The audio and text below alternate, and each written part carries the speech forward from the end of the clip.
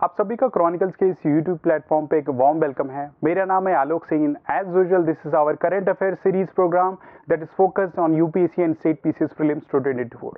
इस current affair series में आज ये 5 इंपॉर्टेंट आर्टिकल्स को हम डील करेंगे। विल सी कि why it is in news and beyond हमारे एग्जाम के पर्सपेक्टिव से कैसे ये इंपॉर्टेंट और रेलिवेंट है। इसमें जो पहला आर्टिकल हम डील करने जा रहे हैं वो सरोगेसी से रिलेटेड है। ये न्यूज आर्टिकल हमारे यूपीएससी या स्टेट पीसीएस के जो syllabus government schemes policies and programme है उससे रिलेटेड है। बियॉन्ड ये सरोगेसी का इशू क्योंकि इंडियन सोसाइटी एट लार्ज को भी इम्पैक्ट करता है, तो उस पर्सपेक्टिव से सोशियो इंडियन सोसाइटी का जो इशू है वहां भी हम इसको देखेंगे कैसे इंपॉर्टेंट और रेलिवेंट है। बियॉन्ड इंडियन पॉलिटी के इशू से देखेंगे कि हम ये सरोगेसी से रिलेटेड जो इंडिया में लॉ है वो लॉ क्या है, उसके की प्रोविजंस क्या हैं, जिससे हमारा इंडियन का पॉलिटी का perspective and more specific as in prelims input भी ये आर्टिकल हमारे लिए इंपॉर्टेंट और रेलिवेंट हो जाता है। जो दूसरा आर्टिकल हम डील करने जा रहे हैं ये एक डिफेंस एक्सरसाइजेस पे बेस्ड है, जिसमें हम देखेंगे कि आखिर ये दोस्ती एक्सरसाइज क्या है, कौन कौन सी कंट्रीज के बीच में एक्सरसाइज हो रहा है और फिर रिसेंट कहाँ कंक्लूड हुई और उसके कोर ऑब्जेक्टिव्स एंड गोल क्या है। And the third article that we are going to deal is relevant from the perspective of environment, ecology and biodiversity. More specific prelims के perspective से we will see कि how it is important and relevant. The fourth article is important from the perspective of economy, macro economy के perspective से important है, government scheme policy and programme के perspective से भी important है, जिसमें ऑफर रिसेंट एक नया सर्वे आया है हाउस होल्ड कंजम्पशन सर्वे। तो विल सी कि इस आर्टिकल में क्या क्या इनपुट्स या सर्वे ने क्या क्या डाटा जो प्रोवाइड किया है, कैसे इंडियन सोसाइटी के चेंजिंग बिहेवियर को रिफ्लेक्ट करता है। एंड इसी से एसोसिएटेड एक माइक्रो इकोनॉमिक्स का टॉपिक है दैट इज एंजल कर्व। तो विल सी कि आखिर ये एंजल कर्व क्या है। अगर आपसे प्रीलिम्स में क्वेश्चन पुटअप किया जाए एंजल कर्व के बारे में तो विल सी कि what is this angel curve all about. Now the first article that we are going to discuss as I mentioned कि सरोगेसी से रिलेटेड है। Now surrogacy as you know कि इससे रिलेटेड कुछ लॉ जो है हमारी गवर्नमेंट ने ऑफर रिसेंट बनाया था, लेकिन उस लॉ के कुछ प्रोविजन थे, प्रोविजन जो थे वो subject to criticism and subject to certain debate थे। उन्हीं प्रोविजंस को ऑफर रिसेंट नैलिफाई किया गया है, जिसके बिहाफ पे सरोगेसी का जो सेक्टर है मोर रिफॉर्म्ड हो। इस सरोगेसी से रिलेटेड जो रूल था उसका रूल नंबर 7 को के जो प्रोविजन थे उनको नलीफाई किया गया है। तो विल सी कि व्हाट इज ये रूल 7 क्या था और किसको जो है नलीफाई किया गया था। बियॉन्ड एग्जाम के पर्सपेक्टिव से हम ये डायमेंशन को समझेंगे। पहले न्यूज रिलेटेड जो डेवलपमेंट इनको बाद में देखते हैं। पहले हम देखते हैं कि सरोगेसी क्या है, सरोगेसी कितने टाइप की होती है एंड बियॉन्ड सरोगेसी से रिलेटेड इंडिया में क्या क्या डेवलपमेंट्स हुई, इनके बिहाफ पे क्या इश्यूज एंड कंसर्न्स थे, जिनके बिहाफ पे गवर्नमेंट एक लॉ लेके आई है एंड वो लॉ के प्रोविजंस क्या हैं एंड बियॉन्ड उस लॉ से रिलेटेड भी कुछ इश्यूज एंड कंसर्न है, उस पर हम देखेंगे एंड फर्दर देखेंगे कि उस लॉ में ये चेंजेस क्यों किए गए। तो उससे पहले समझते हैं कि आखिर सरोगेसी क्या होता है। What do you understand by surrogacy. Now इससे रिलेटेड एक मूवी ऑफर रिसेंट आई थी मिमी, कृति सेनन जिसमें एक लीड एक्टर प्ले कर रही थी एज एन सरोगेट मदर। तो वो उस चीज को आप माइंड में इमेजिन करके सारे डायमेंशन को अंडरस्टैंड करो ना। उस सरोगेसी की कंडीशन तब एराइज होती है जब एक इंटेंडेंट कपल, एक मैरिड कपल है लेकिन बेबी कंसीव नहीं कर पा रहा, प्रेगनेंसी कंसीव नहीं कर पा रहा, नंबर ऑफ रीजंस की वजह से, जिसकी वजह से इनफर्टिलिटी कॉज हो रही है, राइट। इनफर्टिलिटी की वजह से प्रेगनेंसी नहीं कंसीव कर पा रहा, then they resort to surrogacy, जिसमें एक surrogacy as an methodology use किया जाता है, जिसमें एक थर्ड इंडिविजुअल, एक लेडी जो है एज ए करियर, एक बच्चे का करियर अपने घर में जो है 9 महीने तक उस बच्चे को रखती है and that is known as surrogacy. यानी कि the women agrees to carry and give birth to a child on behalf of another person और अनदर कपल। तो इसी को जो है सरोगेसी बोलते हैं। ये इंडिया में सरोगेसी का इशू क्वाइट प्रोमिनेंट रहा है, इसी बिहाफ पे गवर्नमेंट लॉ लेके आई है। अब ये सरोगेसी जो है 2 टाइप के होते हैं। There are 2 types of surrogacy as mention. पहली आपकी जो है commercial surrogacy and the second is altruistic surrogacy. Now what do we understand by commercial surrogacy and altruistic surrogacy.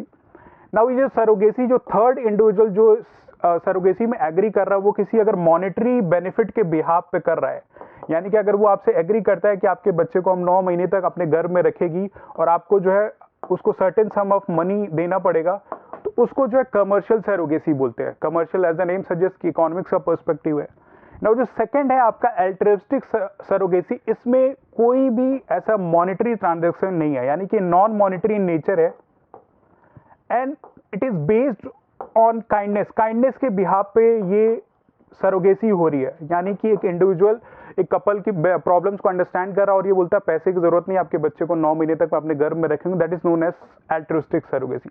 Now ये इंपॉर्टेंट इसलिए कि वी विल सी कि India में commercial surrogacy permitted है या नहीं है, और जो सरोगेसी इंडिया में परमिटेड है वो कमर्शियल सरोगेसी या एल्ट्रुइस्टिक सरोगेसी है। नाउ ये अब तक हमने सरोगेसी से रिलेटेड देख लिया कितने टाइप की सरोगेसी है। बियॉन्ड इंडिया की बात करते हैं, इंडिया में सरोगेसी की एवोल्यूशनरी हिस्ट्री की बात करते हैं।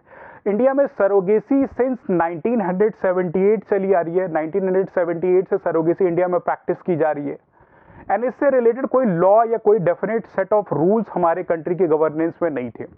और उससे जो इशू एंड कंसर्न एराइज हो रहा था कि इंडिया जो है ऐसा रिप्रोडक्टिव टूरिज्म का जो है हब बनता जा रहा था, यानी कि यहाँ पे फॉरेन से इंडिविजुअल आते थे और सरोगेसी को जो प्रैक्टिस करते थे। उसके पीछे रीजन क्या है कि इंडिया एक रिप्रोडक्टिव टूरिज्म बनता जा रहा था? उसके पीछे रीजन है यहाँ की cheaper medical facilities, cheaper cost पे जो है यहाँ मेडिकल फैसिलिटी मिल रही है। बियॉन्ड हमारी टेक्नोलॉजी जैसे एडवांस रिप्रोडक्टिव टेक्नोलॉजी के यहाँ अवेलेबल होना, जो हमारे डॉक्टर्स हैं इससे क्वाइट वेल अवेयर है ऐसे टेक्नोलॉजी से, तो उनका होना। सरोगेसी के लिए सरोगेट मदर की रिक्वायरमेंट होती है, तो चीपर कॉस्ट पे कोई ऐसा इंडिविजुअल मिल जाए जो सरोगेसी के लिए आए और बाद में कुछ सरोगेसी से रिलेटेड इश्यूज या कंसर्न ना, उसके बिहाफ पे यहाँ पे हमारे यहाँ पॉवर्टी क्वाइट रैम्पेंट रही, तो पुअर से सोशियो इकोनॉमिक कंडीशन से जो सफर कर रहे हैं इंडिविजुअल्स हैं वो मिल जाते हैं। तो इस बिहाफ पे और कोई इफेक्टिव लॉ नहीं था 1978 से अप टिल ये 20-30 सालों तक कोई लॉ नहीं था जो सरोगेसी को गवर्न कर सके। इस बिहाफ पे हमारे इंडिया में जो सरोगेसी इंडस्ट्री क्वाइट बूस्टअप हुई, बूमअप हुई, और इसी के बिहाफ पे जो है रिप्रोडक्टिव टूरिज्म जो इंडिया को बोला जाता है। And that led to the uncontrolled surrogacy practices in India. Uncontrolled surrogacy practices India में होने लगी। कमर्शियल सरोगेसी का कोई रेगुलेशन नहीं है। अब उसके पीछे इशू एंड कंसर्न क्या हुए कि women were forced into surrogacy, क्योंकि सोशियो इकोनॉमिक कंडीशन उनका लो है, तो वो पैसे कमाने के चक्कर में या तो खुद सुओ मोटो जो है सरोगेसी में जाती थी, या इन women को जो कंपल्सरीली फोर्स किया जाता था कि ये सरोगेसी में जाएं, राइट। तो एक तो जेंडर सेंसिटिविटी वाला इशू है। बियॉन्ड कमर्शियल या मॉनेटरी गेन्स के लिए सरोगेसी जो है इंडिया में क्वाइट रैम्पेंट एंड प्रिवेलेंट रहा है। Beyond women as an individual जो या तो फोर्स की जाती थी, तो उनकी कुछ बॉडीली ऑटोनॉमी नहीं, यानी कि उनकी बॉडी पे खुद का कंट्रोल नहीं, कोई और डिक्टेट कर रहा है कि आप कमर्शियल सरोगेसी के लिए जाइए ताकि आपको पैसे मिलेंगे। तो इन सारे इश्यूज की वजह से ये सरोगेसी का सेक्टर इंडिया में quite subject to criticism and rampant रहा है। और इसी बिहार पे जो सरोगेसी इंडस्ट्री जो इंडिया में बूस्टअप हुई है, उसकी इकोनॉमिक वो वर्थ, अब सिर्फ कमर्शियल सरोगेसी की बात की जाए तो वर्थ $2.3 बिलियन है। एंड एट एन अराउंड 25,000 बच्चे इंडिया में सरोगेसी के थ्रू पैदा होते थे, right. 25,000 children were born through surrogate mothers, and beyond इन सरोगेसी के जो केसेस इंडिया में होते थे उसमें 50% फॉरेनर्स होते थे। फॉरेनर्स इंडिया में आते थे all because of this benefit, जिसके बिहाफ पे जो सरोगेसी होती थी। और इन सरोगेट मदर्स को ऐसा एक्सपेक्टेड 3 से 4 लाख रुपए ऐसे सम ऑफ मनी दिया जाता था कि वो सरोगेसी को कंसीव करेंगी। लेकिन कुछ कुछ केसेस में ऐसा भी दिया गया कि इतना सम प्रॉमिस किया गया है, लेकिन उनको सिर्फ 1 या 75,000 सम ऑफ जो है रुपी दिया जाता था। यू कैन अंडरस्टैंड कि एक वुमेन का कैसे exploitation through this commercial surrogacy in India होता रहा है। हर साल एक बच्चा किसी और के लिए पैदा करना तो एक साइकोलॉजिकल ट्रॉमा है, बियॉन्ड हेल्थ के कंसर्न है। हर साल एक प्रेगनेंसी कंसीव करना तो एक वुमेन की बॉडी को कैसे इंपैक्ट करता है।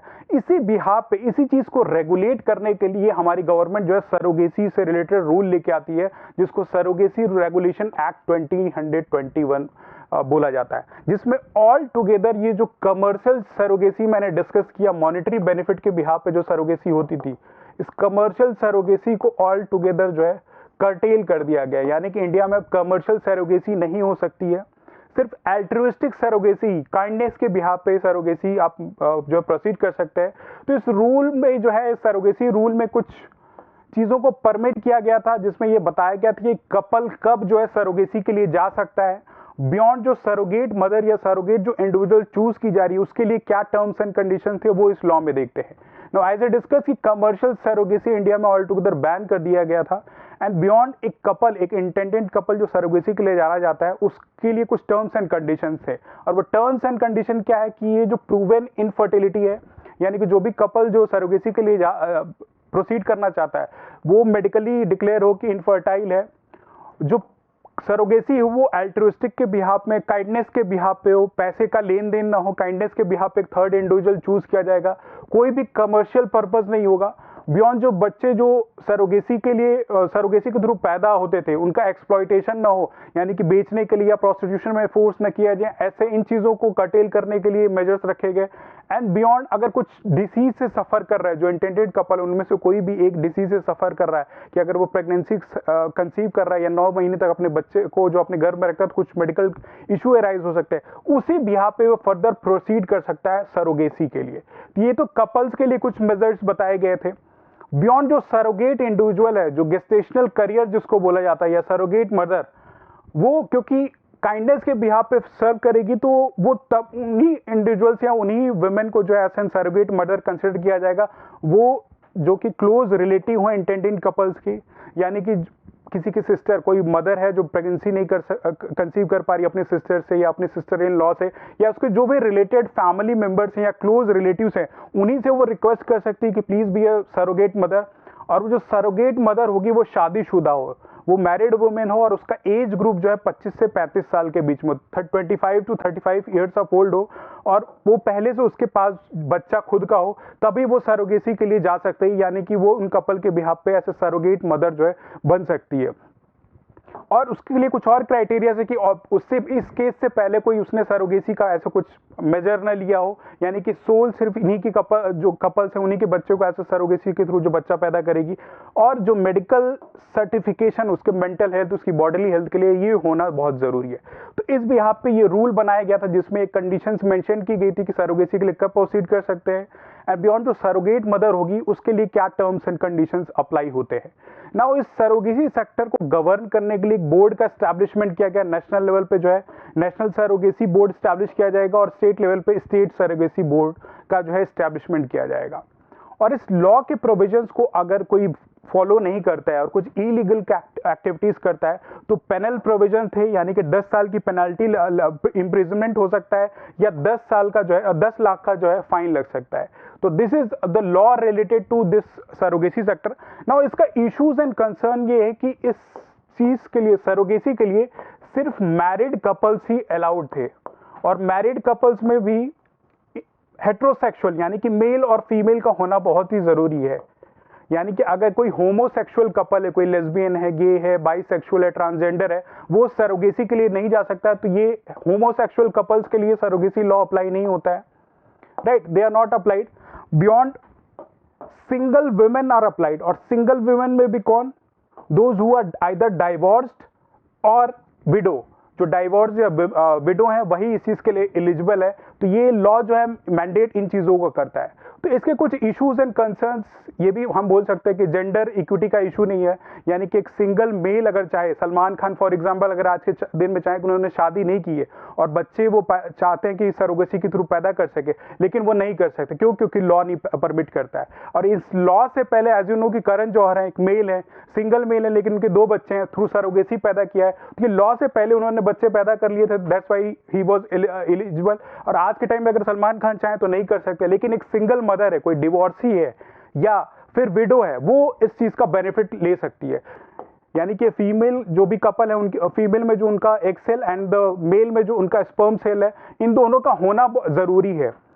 अब इसी चीज पे ये डिबेट एंड इशू अराइज हुआ था कि अगर जो कपल है इनमें कुछ मेडिकल इलनेस है related to their this you know gamete से रिलेटेड अगर कुछ हेल्थ कंडीशन है, और तब ये जो सरोगेसी के लिए नहीं जा सकते हैं, तो इसी इशू को खत्म करने के लिए अभी जो नया रूल लेके आया गया है कि अगर इनमें से कोई भी मेडिकल इलनेस या कुछ भी इनका गैमेट्स इफेक्टिव नहीं है, तो वो डोनर गैमेट्स की तरफ जा सकती है। यानी कि there is a permission to use the donor gametes in case of surrogacy if one partner has medical condition. तो इसी बिहाफ पे ये न्यूज में रहा है। सुप्रीम कोर्ट में इस पे टाइम एंड अगेन काफी डिस्कशन में कुछ कोर्स ऑफ जर्नी रही है। इस लॉ के आने के बाद जो है there were individuals who were facing from the grievances, तो इसी बिहाफ पे ऑफर रिसेंट जो है इस रूल 7 को जो है डाइल्यूट किया है। नाउ एग्जाम के पर्सपेक्टिव से हमारे लिए जो लॉ इंपॉर्टेंट है कि सरोगेसी लॉ में कैसे सरोगेसी सेक्टर को रेगुलेट करने के लिए क्या क्या प्रोविजंस और मेजर्स बताए गए हैं, जो इंटेंडेड कपल है उनके लिए क्या क्राइटेरिया मेथड बताई गई है। आपसे एग्जाम में ऐसा N input statement based question put up कर सकता है कि इंडिया में कमर्शियल सरोगेसी परमिटेड है, तो एज यू नो कि कमर्शियल सरोगेसी पे बैन लगा दिया गया, सिर्फ एल्ट्रिस्टिक सरोगेसी होगी। बियॉन्ड जो सरोगेट मदर है उसके लिए क्या टर्म्स एंड कंडीशंस हैं, क्लोज मदर होगी, क्लोज रिलेटिव होगी, या फार किसी से भी आप करा सकते हैं। तो ये सारी चीजें जो एज एन एग्जाम इनपुट आपसे क्वेश्चन पुटअप किया जा सकता है। तो this is all related to this surrogacy sector. Now the next article is related to defense exercises. Defense exercise पे based ये article है, और एज एन प्रीलिम्स इनपुट इससे related GK based question put up किया जाता है कि so and so naval operation या मिलिट्री एक्सरसाइज किन किन कंट्रीज के बीच में हो रही है, तो उस पर आपको जो है ऐसा फैक्चुअल पार्ट इसको रिटेन करना है। बियॉन्ड इससे कुछ मेन्स इनपुट में हम देख सकते हैं कि कैसे डिप्लोमेटिक स्पैट के बावजूद किसी कंट्री के साथ जो है उसके बिसाइड भी कुछ एरियाज में हम कॉपरेट कर रहे हैं। तो एज एन एग्जाम्पल इनपुट आप इस आर्टिकल से डील कर सकते हैं। नाउ ये न्यूज में इस एरिया है कि of a recent India, Sri Lanka और मालदीव्स के बीच में एक trilateral exercise of a recent conclude हुई है, दैट इज नोन एज दोस्ती एक्सरसाइज। ये 16th अब तक का 16th ये दोस्ती एक्सरसाइज है जो कि इंडिया, श्रीलंका और मालदीव्स के बीच में ऑफ अ रीसेंट जो है कंक्लूड हुई है। नाउ इंडिया और श्रीलंका के जो कोस्ट गार्ड शिप हैं, as in the map shows, they have gone to Maldives to participate in this exercise. तो ये मैरीटाइम कोऑपरेशन के फील्ड में ये जो दोस्ती एक्सरसाइज है कंक्लूड हुई है, और किन किन कंट्रीज के बीच में, इंडिया, श्रीलंका और मालदीव्स के बीच में। ना मालदीव्स एज यू नो कि अभी ऑफर रीसेंट मैंने इंडिया और मालदीव्स के बायलेटरल रिलेशनशिप पे एक पूरा लेक्चर डील किया था, उस पूरे बायलेटरल रिलेशनशिप को इन डीप जो है डिस्कस किया। तो if you want to see then please do watch that video, ताकि इंडिया और मालदीव्स के बायलेटरल जो है रिलेशंस क्वाइट अंडरस्टूड हो सके। ना ऐसे नो कि मालदीव्स में ऑफर रीसेंट एक नई गवर्नमेंट जो इलेक्ट होकर आई है, दैट इज मोहम्मद म्यूजिक की एक नई गवर्नमेंट इलेक्ट होकर आई है, और उनका पूरा प्रोपेगेंडा जो है अगेंस्ट इंडिया में रहा है। यानी कि इंडिया आउट कैंपेन पे बेस्ड मालदीव्स का जो इलेक्शन कैंपेन बेस्ड हुआ था, इंडिया आउट कैंपेन पे उनका की कंसर्न या उनका की इनपुट था कि मालदीव्स की सॉवरेनिटी और integrity all because of India threat में है, इंडिया के फोर्सेस मालदीव्स में प्रेजेंट हैं। तो उस बिहाफ पे ये पूरा इलेक्शन कैंपेन हुआ था, जिसमें इंडिया और मालदीव्स के बीच में काफी डिप्लोमेटिक स्पैट हुए। लेकिन इसके बिसाइड ऐसी कुछ एक्सरसाइज अगर होती है तो क्वाइट इंपॉर्टेंट डेवलपमेंट है, एग्जाम के पर्सपेक्टिव से इंपॉर्टेंट है। तो एज एन एग्जाम इनपुट ये ट्राईलेटरल दोस्ती एक्सरसाइज इंडिया, श्रीलंका और मालदीव्स के बीच में कंक्लूड हुई, और इसमें बांग्लादेश जो है, ऑल्दो इस मिलिट्री इस दोस्ती एक्सरसाइज का फाउंडिंग मेंबर नहीं है या परमानेंट मेंबर नहीं है, लेकिन एज एन ऑब्जर्वर बांग्लादेश ने भी इसमें जो है पार्टिसिपेट किया। और ये क्या सिग्निफाई करता है, in the Indian Ocean region में जो है मैरीटाइम इशू क्वाइट बढ़ता जा रहा है, इमर्जिंग इशू है। तो जो भी countries in the Indian ocean में वो म्यूचुअली कोऑपरेट कर रही हैं, ऐसे कुछ एक्सरसाइजेस अगर कंक्लूड हो रही हैं तो बांग्लादेश ने ऑफर रीसेंट जो है इसमें एज एन ऑब्जर्वर जो है पार्टिसिपेट किया है, और इसमें इंडिया की coast guard ship Samarth, Abhinav along with the Dornier aircraft जो है पार्टिसिपेट किया है। बियॉन्ड श्रीलंका के जो समुद्र है उसने जो है पार्टिसिपेट किया है। ना डॉर्नियर एयरक्राफ्ट को जो है हमने मालदीव्स में प्लेस किया था, मालदीव्स को एज एन गिफ्ट दिया था अपने बायलेटरल रिलेशनशिप को एनहेंस करने के लिए इन द ईयर 2010। और इन्हीं डॉर्नियर एयरक्राफ्ट की देखभाल के लिए हमारे मिलिट्री पर्सनल्स या डॉर्नियर एयरक्राफ्ट की देखभाल के लिए कुछ पर्सनल्स मालदीव्स में प्लेस किए गए थे, जिनकी नंबरिंग अराउंड 80 to 90 है। और यही डॉर्नियर क्राफ्ट जो है इंडिया और मालदीव्स के बीच में एक इशू बना हुआ था। तो यू कैन सी कि किन किन डोमेन में जो है अभी ये एक्सरसाइज कंक्लूड हुई है। नाउ अब देखते हैं कि ये दोस्ती एक्सरसाइज इवॉल्व कब हुई, इसके फाउंडिंग मेंबर कौन थे, एंड बियॉन्ड और कौन से members of a letter add हुआ। ये प्रीलिम्स इनपुट है। ये एज यू नो कैसे डिस्कस की दोस्ती एक्सरसाइज जो है ट्राईलेटरल कोस्ट गार्ड एक्सरसाइज है, जिसमें इंडिया, मालदीव्स एंड श्रीलंका जो है ऑफ अ रीसेंट जो है जिन्होंने पार्टिसिपेट किया है। ये एक बाइनेरियल एक्सरसाइज है, यानी कि 2 साल में एक बार कंक्लूड होती है। तो ऑफ ए रीसेंट ये 2024 में हुई थी, लेकिन उससे पहले जो है इन द ईयर 2021 में ये लास्ट कंडक्ट की गई थी। अब इसके इवोल्यूशन की बात की जाए तो ये पहली बार जो है 1991 में जो एक्सरसाइज हुई थी दोस्ती एक्सरसाइज, और किसके बीच में, इंडिया और मालदीव्स के बीच में। यानी कि इंडिया एंड मालदीव्स इस एक्सरसाइज के फाउंडिंग मेंबर हैं। तो इंडिया और मालदीव्स का coast guard in the year 1991 they first conducted this exercise, and the year 2012 में 2012 में लेटर जो है श्रीलंका इसको ज्वाइन कर लेता है, राइट। तो इसीलिए इसको जो है ट्राईलेटरल एक्सरसाइज बोलते हैं कि ऑफ रीसेंट 3 कंट्रीज हैं, बांग्लादेश इसमें एज एन ऑब्जर्वर हुआ है। इसका core purpose and goal as I mention कि इंडियन ओशन एक इंपॉर्टेंट वाटर बॉडी है जो कि मैरीटाइम ट्रेड की पर्सपेक्टिव से क्वाइट इंपॉर्टेंट और रेलेवेंट है। वर्ल्ड की प्रोमिनेंट जो ग्लोबल ट्रेड है वो थ्रू इंडियन ओशन जो है रन होती है, राइट। शिप्स जो होती है इंडियन ओशन के थ्रू ही मूव करती हैं, एंड मालदीव्स इस पे एक स्ट्रैटेजिक लोकेशन है इस इंडियन ओशन में लोकेटेड। तो अगर कुछ भी मैरीटाइम डोमेन में कुछ भी इश्यूज एंड कंसर्न अराइज होता है, जैसे कि टेररिज्म का इशू, पायरेसी का इशू, या इंडियन ओशन में कुछ डिजास्टर से रिलेटेड एक्टिविटी हो रही, कुछ कैलेमिटी हो रही है, ये कंट्रीज जो है ऑल दो इन केस जो इंडियन ओशन में लोकेटेड है तो they can be the first responder. तो इन कंट्रीज में एक बेटर कोहिजन हो, एक पॉलिसी कोलैबोरेशन हो, उसके बिहाफ पे ऐसे कुछ एक्सरसाइज होना एक पॉजिटिव सिग्नल है। तो इसी बिहाफ पे ये जो दोस्ती एक्सरसाइज का मोटो जो है स्टैब्लिश किया गया था कि ये एक दूसरे के बीच में जो फ्रेंडशिप को फॉस्टर करेंगी, म्यूचुअल ऑपरेशन कैपेबिलिटी को बूस्टअप करेंगी, कुछ इंटर ऑपरेबिलिटी एक दूसरे, ये दोनों कंट्रीज, तीनों कंट्रीज आपस में कर सकती है, और कॉपरेशन को एक दूसरे के साथ जो एनहेंस और बेटर कर सकती है। उसी के बिहाफ पे ये दोस्ती एक्सरसाइज का जो फंडामेंटल ऑब्जेक्टिव एंड गोल है वो शुरू किया गया था, एंड इस पर्सपेक्टिव से हमारे एग्जाम के लिए क्वाइट इंपॉर्टेंट और रेलेवेंट हो जाता है। नाउ फैक्चुअल इनपुट के हिसाब से कुछ बाइलेटरल जो मिलिट्री या नेवल एक्सरसाइज दोनों कंट्रीज के बीच में होती है वो देख लेते हैं। श्रीलंका से हम जो नेवल एरिया में स्लिनेक्स जो नेवल एक्सरसाइज है वो करते हैं, इंडिया और श्रीलंका के बीच में स्लिनेक्स होता है। तो x fact part of the question ऐसा पूछा जा सकता है। मित्र शक्ति in the domain of military जो है हम श्रीलंका के साथ करते हैं, मिलिट्री एक्सरसाइज जिसको बोलते हैं वो मित्र शक्ति है। एंड सिमिलरली मालदीव्स के साथ भी हम एक्सरसाइज करते हैं, military exercise that is known as Ekuverin. तो ये एकोवरीन मिलिट्री एक्सरसाइज जो है इंडिया और मालदीव्स के बीच में होते हैं। तो these are the factual input की वो ट्राइलेटरल है, ये बाइलेटरल एक्सरसाइजेस है। तो एज एन प्लिम्स इनपुट ये आपसे क्वाइट ऑब्वियस है कि there is a probability question can be put up, if not in UPSC then state PCS में ऐसे डिफेंस रिलेटेड एक्सरसाइज आपसे पूछे जाते हैं।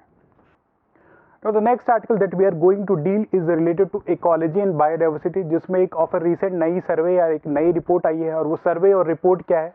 That survey is related to great backyard bird count. Of recent ये conclude हुई है, तो हमारे प्रीलिम्स के पर्सपेक्टिव से क्वाइट इंपॉर्टेंट और रेलेवेंट हो जाती है। वी विल सी कि ग्रेट बैकयार्ड बर्ड काउंट क्या है, एंड बियॉन्ड इसकी जो रिपोर्ट आई है इसमें इंडिया की बायोडाइवर्सिटी, मोर स्पेसिफिक बर्ड से रिलेटेड रिचनेस के बारे में शो किया गया है कि इंडिया कैसे थर्ड अक्रॉस द वर्ल्ड जो है इन बर्ड से रिलेटेड जो स्पीशीज हैं उसमें रैंक करती है। तो first we need to understand कि ये आखिर ग्रेट बैकयार्ड बर्ड काउंट क्या है। Now as the name suggest यहाँ पे बैकयार्ड बर्ड काउंट सिग्निफाई किया गया था। ये ग्रेट बैकयार्ड बर्ड काउंट जो है एक annual free and fun event है where bird watchers count birds in the backyards to create a real-time snapshot of the birds population. Birds की population को मॉनिटर करने के लिए इवेंट ऑर्गेनाइज किया जाता है, जिसमें एक इंडिविजुअल अपने बैकयार्ड में या अपने आसपास में, आपके घर के सामने जो लॉन है या बगीचा है, जो भी एरिया में, वहां आप जो है इन बर्ड्स को ऑब्जर्व करते हैं और एक रियल टाइम स्नैपशॉट या डाटा जो है आप प्रोवाइड करते हैं, जिससे कि एक रियल अंडरस्टैंडिंग हो सके तो एक पर्टिकुलर रीजन में कितनी बर्ड्स, कौन कौन सी बर्ड, किन किन स्पीशीज की बर्ड जो है लोकेटेड हैं, एंड बियॉन्ड अगर कोई नई स्पीशीज की बर्ड पाई गई है तो वहाँ कैसे वो कंट्रीब्यूट कर रही है या वहाँ के रिचनेस को कैसे सिग्निफाई करती है। तो ये ग्रेट बैकयार्ड बर्ड काउंट जो है साल में एक बार होता है, फ्री इनिशिएटिव है, और एक इंडिविजुअल आउट ऑफ फन जो है इसमें कोलैबोरेट कर सकता है।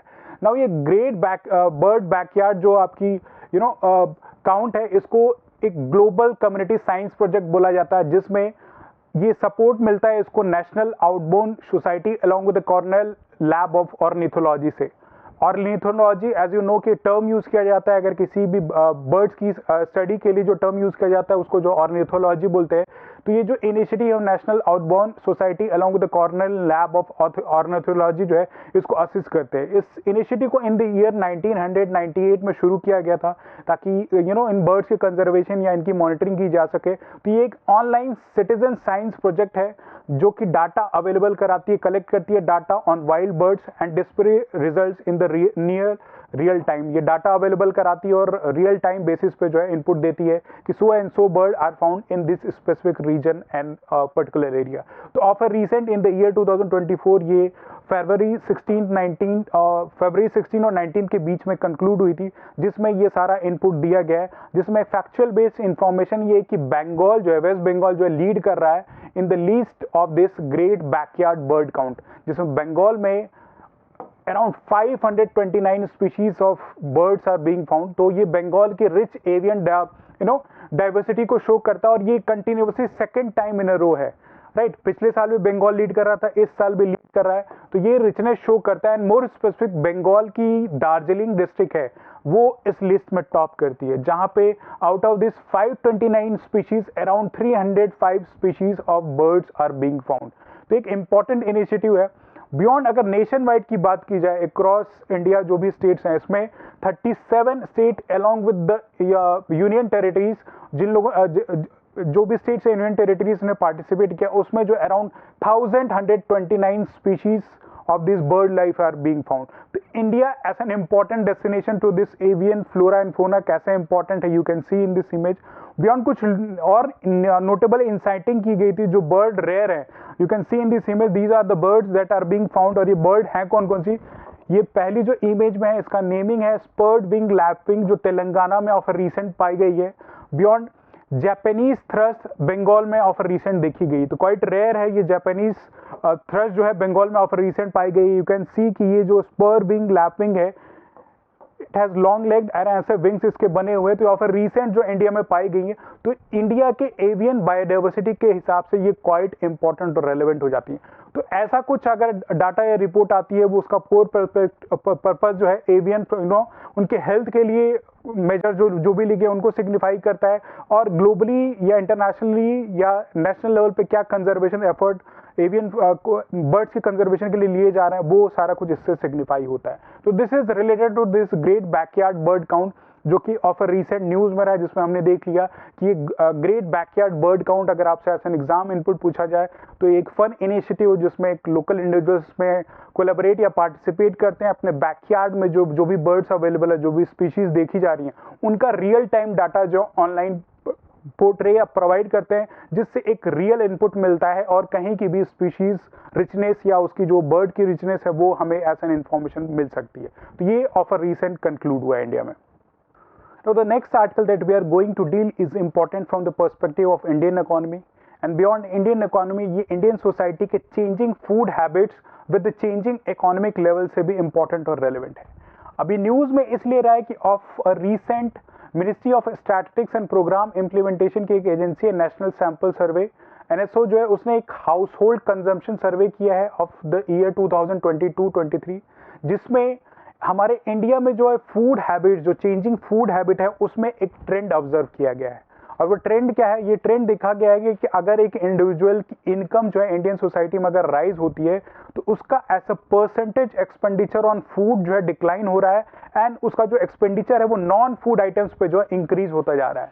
यानी कि the latest survey shows reveals a shift in Indian food spending habits with increase expenditure on milk, fruits, vegetables surpassing that on cereals. यानी कि जो पहले हम रोटी, सब्जी, दाल, चावल इन चीज़ों पे इन्वेस्ट करते थे एक इंडिविजुअल, लेकिन हमारी इनकम लेवल जैसी ही अराइज हो रही है एज एन इंडियन सोसाइटी, तो हमारी स्पेंडिंग जो है मिल्क पे, फ्रूट्स पे, वेजिटेबल्स पे, प्रोटीन रिलेटेड डाइट जैसे चिकन, मीट, इन सब पे स्पेंडिंग ज़्यादा बढ़ रही है।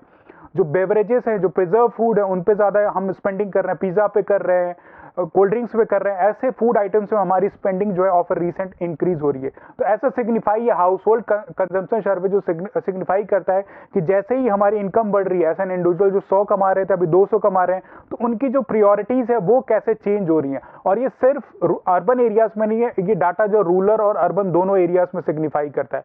पिछले 10 साल का कंपेरिजन रखा गया जिसमें ये देखा गया है कि गांव में जो है, जो इनिशियली 52.9% जो इंडिविजुअल्स पहले फूड आइटम्स पे स्पेंड करते थे, अब उनकी परसेंटेज डिक्लाइन होके 46.4% जो हो गई है। तो कैन सी कि गांव में भी ये चेंजेस आ रहा है, रूरल एरियाज में भी चेंज आ रहा है, beyond rural areas urban areas में भी ये चेंज देखे गए हैं, जिसमें अर्लियर जो 42.6% इंडिविजुअल्स जो है अपना इनकम का एक्सपेंडिचर फूड आइटम्स पे करते थे, now they are spending around 39.2% on their non food items. तो कैसे changing behaviour with increase income signify करता है, ये सर्वे जो है अभी रिफ्लेक्ट कर रहा है। ना लोगों की प्रायोरिटी चेंजेस हो रही है, more and more protein items में like egg, fish and meat पे जो है उस पर अपना एक्सपेंडिचर कर रहा है। Beyond process foods like pizza या ऐसे कोई भी प्रोसेस फूड जो पैकेटेड में दिए जा रहे हैं, या बेवरेजेस है जैसे कोल्ड ड्रिंक्स या कॉफ़ी हुई, इन पे जो है इंडियंस का जो है एक्सपेंडिचर बढ़ता जा रहा है। ये सर्वे इस चीज़ को सिग्निफाई करता है। बियॉन्ड एग्जाम इनपुट में हम देखते हैं कि हाउस होल्ड एक्सपेंडिचर सर्वे क्या है, कौन इसको जो है रन कराता है। तो ये ministry house hold consumption expenditure सर्वे जो है ये कंडक्ट होता है नेशनल स्टैटिस्टिकल ऑफिस द्वारा, जो कि ministry of statistics and programme implementation के एम्बिट में काम करती है। और ये हर 5 साल में ऐसी सर्वे की जो है रिपोर्ट हर 5 साल में ऐसी सर्वे करती है जिससे एक रिपोर्ट जनरेट होता है जो कि एक इंडिविजुअल की monthly per capita consumption expenditure को शो करता है। तो हर 5 साल में ये मेजर लिया जाता है जिससे एक फैमिली या एक इंडिविजुअल के कंजम्पशन बिहेवियर को आइडेंटिफाई किया जा सकता है। और ये बेनिफिट किस चीज़ में पहुंचाता है? ये बेनिफिट पहुंचाता है जीडीपी एस्टिमेशन में। जीडीपी एज यू नो एक एस्टिमेशन है, monetary value of the final goods and services produced in the country. तो एक कंट्री की इकोनॉमी थ्रू जीडीपी रिफ्लेक्ट होती है। और जीडीपी भी फर्दर कैसे मेजर किया जाता है, आइदर इनकम या एक्सपेंडिचर लेवल। तो अगर कुछ एक्सपेंडिचर पैटर्न यहाँ पे पता चल जाता एक इंडिविजुअल का पता चलता है तो उससे जीडीपी एस्टिमेशन में जो हमें एक डाटा रियल टाइम डाटा मिल सकता है। बियॉन्ड इन्फ्लेशन जैसा जो इशू है उसको मॉनिटर करने के लिए जो कंज्यूमर प्राइस इंडेक्स है, ये सीपीआई क्या है?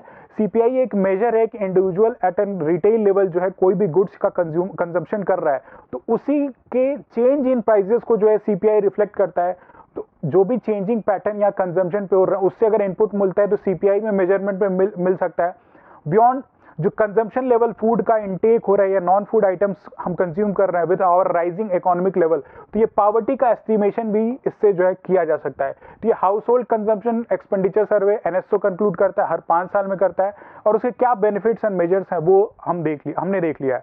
बियॉन्ड एज आई डिस्कस कि एक माइक्रो इकोनॉमिक्स का एक यहाँ पे एंजल कर्व टर्म यूज किया गया है। ये रिफ्लेक्ट करता है कि एक इंडिविजुअल के इनकम और फूड हैबिट में क्या रिलेशन एस्टैब्लिश होता है। यानी ये एंजल कर्व ये इंफॉर्मेशन प्रोवाइड करता है कि अगर एक इंडिविजुअल का इनकम अप्राइज हो रहा है तो उसकी प्रायोरिटीज जो है नॉन फूड आइटम्स की तरह रिफ्लेक्ट हो जाती हैं। उसी बिहार पे ये ग्राफ दिया गया है। इनिशियली ऐसा इंटेंट किया जाता है कि अगर एक इंडिविजुअल का इनकम जो है इंक्रीज हो रहा है तो उसकी फूड हैबिट्स भी इंक्रीज होंगे। लेकिन होता क्या है, एज रिफ्लेक्टेड कि यहाँ पे ये फूड आइटम्स हैं और ये इनकम का लेवल है। ग्रेजुअली इनिशियली जो है इनकम जैसे ही बढ़ती है तो उसकी फूड आइटम्स की भी डिमांड बढ़ती जाती है, यानी कि रोटी, राइस, दाल, इन चीज़ों पे उसका डिमांड रहता है। लेकिन एक सर्टेन लेवल तक ही, एक सर्टेन लेवल के बाद जो है ये जो फूड आइटम्स की डिमांड यू कैन सी कि कैसे डिक्रीज हो जाती है। यानी ये रिफ्लेक्ट करता है कि इंडिविजुअल एक सर्टेन लेवल के बाद जब उसकी इकोनॉमिक इनकम जो है इंक्रीज होती है तो वो नॉन फूड आइटम्स पे जो है एक्सपेंडिचर ज़्यादा करने लग जाता है। दैट शोज कि एक हाउस होल्ड इनकम इंक्रीजेज तो उसकी food expenditure as a percentage decrease हो जाता है। यानी कि वो स्टेटस गुड में इंक्रीज करता है। खाने की तो नीड मोट आउट हो चुकी है, अब जो भी स्टेटस से रिलेटेड गुड्स हैं जैसे कार हुआ, अच्छा घर, इन सारी चीज़ों पे एक्सपेंडिचर करने लग जाता है। तो this is a data reflected in this household consumption survey. और ये जो है सारा इनपुट दिया अभी इस कंजम्पशन सर्वे ने जो है प्रोवाइड किया है। तो इसके पॉलिसी इम्प्लीकेशन क्या हो सकते हैं? ये क्योंकि लोगों का कंजम्पशन बिहेवियर चेंज हो रहा है, हमारी कंट्री की जो इनकम लेवल है वो बढ़ रही है, तो उसमें हमें क्या ज़रूरत है? हमें नेसेसिटी है फ्रूट, वेजिटेबल्स, डेयरी और पोल्ट्री का जो सेक्टर है उसमें प्रोडक्शन को प्रमोट करना ताकि लोगों के कंजम्पशन बिहेवियर के थ्रू जो है ये सारी इंडस्ट्रीज फंक्शन करे, यानी इनपुट और आउटपुट, डिमांड, सप्लाई, ये सारी चीज़ें मिट आउट हो। तो हमें ऐसी पॉलिसीज बनानी चाहिए जो कि fruit, vegetable, poultry, meat industries इनको बढ़ावा मिले। बियॉन्ड एमएसपी हम क्रॉप्स के लिए प्रोवाइड करते हैं, मिनिमम सपोर्ट प्राइस, राइट। तो उन क्रॉप्स के अलावा भी कुछ जो आज के टाइम पे जो चेंजिंग नीड्स है हमारे डाइटरी हैबिट के रिक्वायरमेंट के हिसाब से, उस पर भी जो गवर्नमेंट को फोकस करने की जरूरत है। ये सारे ब्रॉडर पॉलिसी इम्प्लीकेशन इससे रिलेटेड है। तो एज अब तक नाउ हमने देख लिया है कि कौन पब्लिश करता है, इसके इम्प्लीकेशन क्या है, और लोगों का जो है बिहेवियर कैसे चेंज हो रहा है, इनके डाइटरी हैबिट्स कैसे चेंज हो रही हैं with their rising income level. And Engel's curve, ये जो हमने अभी रिसेंट में देखा कि एंजल कर्व क्या है कि इंडिविजुअल का इनकम जैसे ही अप्राइज होता है तो उसका परसेंटेज एलोकेशन या percentage expenditure on food item जो है डिक्रीज करने लग जाता है। तो this is all for today's. Hope you have like this session. If you have liked it then please do like and subscribe and give us the comment in the comment box section. Till then, good bye and all the best.